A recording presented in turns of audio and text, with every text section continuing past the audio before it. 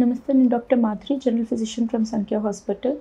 ఇప్పుడు సమ్మర్లో పెరుగుతున్న టెంపరేచర్కి ఏమేమి ప్రాబ్లమ్స్ వస్తాయి, దానికి తీసుకోవాల్సిన జాగ్రత్తలు ఏంటి అనేది ఈరోజు డిస్కస్ చేద్దాం. సో ఫస్ట్, వడదెబ్బ అనేది సమ్మర్కి ఎక్కువగా ఎక్స్పోజ్ అయిన, టెంపరేచర్కి ఎక్కువ ఎక్స్పోజ్ అయితే ఎక్కువగా ఎఫెక్ట్ అయిన వాళ్ళు ఒకటి బాగా చిన్నపిల్లలు, రెండోది ఎల్డర్లీలో బాగా ఎందుకు ఎఫెక్ట్ అవుతారు అంటే వీళ్ళకి ఉన్న హెల్త్ కండిషన్స్ అవనివ్వండి, షుగర్ అవనివ్వండి, బీపీ అవనివ్వండి, ఆర్గాన్ ఏమైనా ఫెయిల్యూర్ ఉండనివ్వండి, లేదు అంటే ఇమ్యూనిటీ బాగా తక్కువ ఉండనివ్వండి, లేకపోతే వాళ్ళు తీసుకునే బీపీ మెడిసిన్స్లోనో లేకపోతే కిడ్నీ మెడిసిన్స్లోనో అది డైరెటిక్స్ అంటే యూరిన్ ఎక్కువ వెళ్ళే మెడిసిన్స్ వాడినప్పుడు కానీ ఇలాంటి వాటిల్లో వాళ్ళు డీహైడ్రేషన్కి ఎక్కువగా లోన్ అవుతారు. వీళ్ళకి ఎక్కువ ఛాన్సెస్ ఉంటాయి తగలడానికి.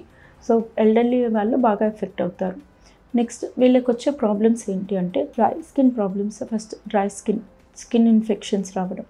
Third, dehydration.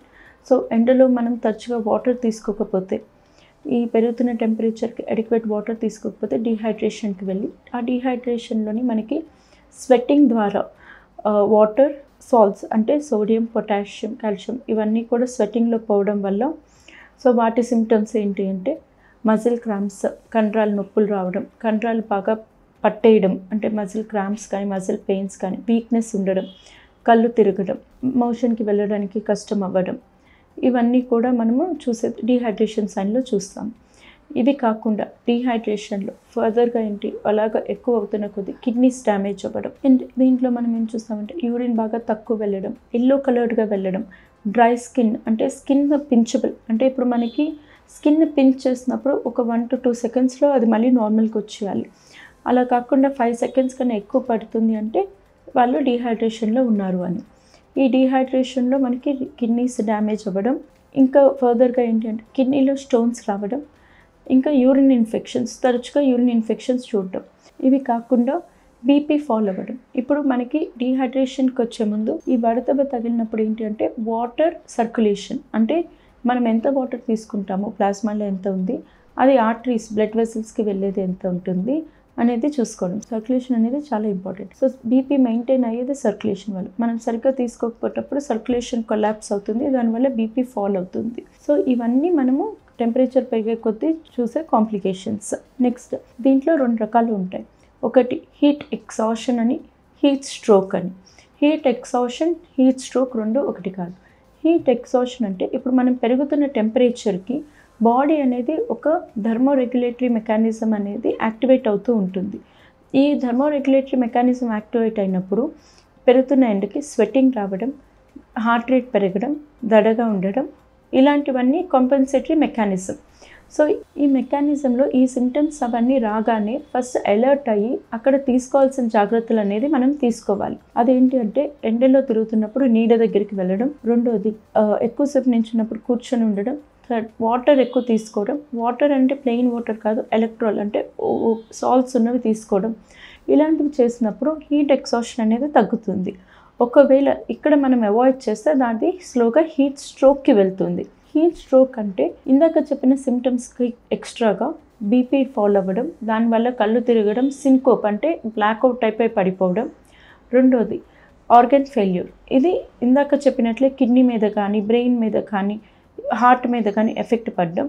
సో దానివల్ల ఏమవుతుంది అంటే ఈ రకాల కాంప్లికేషన్స్ అంటే ఆర్గన్ ఫెయిల్యూర్ వల్ల కాంప్లికేషన్స్ రావడం. అంటే ఇప్పుడు బ్రెయిన్ ఎఫెక్ట్ అయింది అంటే కళ్ళు తిరిగి పడిపోవడం, ఫిట్స్ రావడం, కిడ్నీ ఫెయిల్ అయినప్పుడు యూరిన్ అనేది తక్కువగా వెళ్ళడం, కాన్సన్ట్రేటెడ్ యూరిన్ అంటే డార్క్ ఎల్లో ఆరెంజ్ కలర్గా వెళ్ళడం, హార్ట్ మీద ఎఫెక్ట్ పడిన బీపీ బాగా పడిపోవడం. సో ఇలాంటివన్నీ కాంప్లికేషన్స్ అన్నీ మనము హీట్ స్ట్రోక్లో చూస్తాం. వీళ్ళని వెంటనే ఐసీయూలో పెట్టి ఫ్లూయిడ్స్ అనేవి అడిక్వేట్గా హైడ్రేట్ చేస్తూ ఉండాలి. ఇప్పుడు ఇవి రాకుండా ఉండడానికి సమ్మర్లో తీసుకునే జాగ్రత్తలు ఏంటి అంటే ఫస్ట్, ఎండలో ఎక్కువ తిరగకూడదు. రెండోది, లూజ్ క్లోత్స్ ధరించాలి. ఎందుకంటే టైట్ క్లోత్స్ వేసుకున్నప్పుడు ఆ స్వెట్టింగ్కి కానీ స్కిన్ ఇన్ఫెక్షన్స్ రావడానికి ఛాన్సెస్ ఎక్కువ ఉంటాయి. స్వెట్టింగ్ ఇంకా ఎక్కువ అవ్వడానికి కూడా ఛాన్సెస్ ఎక్కువ ఉంటాయి. దానివల్ల డీహైడ్రేషన్ అయ్యి సాల్ట్స్ అన్నీ పోవడానికి ఛాన్సెస్ ఉంటాయి. థర్డ్, ఫుడ్లో వచ్చేసరికి మనము ఈ సమ్మర్ టైంలో vegetarian food is more preferred then non vegetarian food. Veg food ఎక్కువ ప్రిఫర్ చేయడం బెటర్. నెక్స్ట్, ఇందులో ఏంటంటే ఈ సమ్మర్ టైంలో ఆయిలీ ఫుడ్ కానీ లేకపోతే స్పైసీ ఫుడ్ కానీ తక్కువగా తీసుకోవాలి. వాటర్ కంటెంట్, వాటర్ ఎక్కువ తీసుకోవాలి. అది కూడా సాల్ట్స్ ఉన్న వాటర్, అంటే బార్లీ వాటర్ కానీ, స్టార్చ్ వాటర్, కోకోనట్ వాటర్, లేకపోతే మజ్జిగలో కొంచెం ఉప్పు వేసుకోవడం కానీ, లెమన్ వాటర్లో కొంచెం సాల్ట్ వేసుకొని తాగడం కానీ ప్రిఫర్ చేయాలి. ఇవి కాకుండా వాటర్ ఇంటేక్, ఇప్పుడు యూజువల్లీ ఏం చెప్తారు అంటే సీజన్తో సంబంధం లేకుండా 8 to 10 గ్లాసెస్ ఆఫ్ వాటర్, అది that is equal to almost 2 litres వరకు వాటర్ తాగొచ్చు అని చెప్తారు. బట్ సమ్మర్లో ఎంత అంటే మీరు ఎంత ఎక్స్పోజ్ అయ్యే కొద్దీ అంత వాటర్ ఇంటేక్ అనేది ఎక్కువ అవుతూ ఉంటుంది. సో 2 లీటర్స్, 4 లీటర్స్, 5 లీటర్స్ వరకు తీసుకున్నా కూడా, సపోజ్ మీరు ఎండకి ఓవర్గా ఎక్స్పోజ్ అయితే 4 లీటర్స్ కూడా తక్కువే. So minimum to 4 to 5 litres వరకు తీసుకుంటూ ఉండాలి. అప్పుడే ఇప్పుడు కాంప్లికేషన్స్ అనేవన్నీ తగ్గుతూ ఉంటాయి. మీకు ఏమైనా డౌట్స్ ఆర్ క్వెరీస్ ఉన్నా కింద చాట్ బాక్స్లో కమెంట్స్ చేయొచ్చు, లేదు అంటే కింద ఉన్న నెంబర్కి కాల్ చేయండి. Thank you.